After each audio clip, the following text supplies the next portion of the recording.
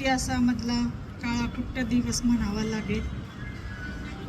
विश्वासच बसत नाही आहे की दादा इथं नाही आहेत, ते अनंतात विलीन झाले. असं वाटतं की कुठून तरी दादा येतील आणि परत एकदा कामाला सुरुवात होईल.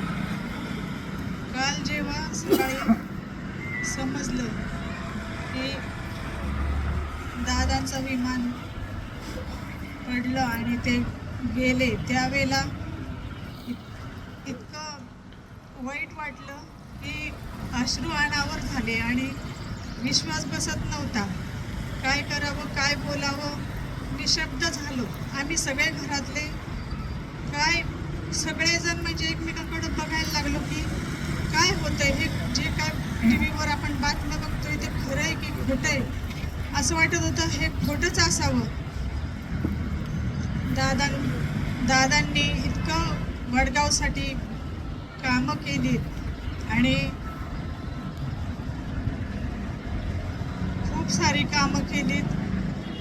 ते कुठून तरी येतील आणि परत पूर्वीसारखं सगळं काही होईल असं वाटतंय. सॉरी. श्रद्धांजली अर्पण करताना सुद्धा त्यांच्या भावना त्या ठिकाणी त्यांनी आपल्या भावनांना नयन अश्रूंनी अखेरी त्यांचा बांध फुटलाच. खरोखर आहे, दादांविषयी साहजिकच आहे, कारण तेवढं कार्य त्या नेत्याने आपल्यासाठी केलं. त्यांनी या ठिकाणी बाबींनी श्रद्धांजली अर्पण केली.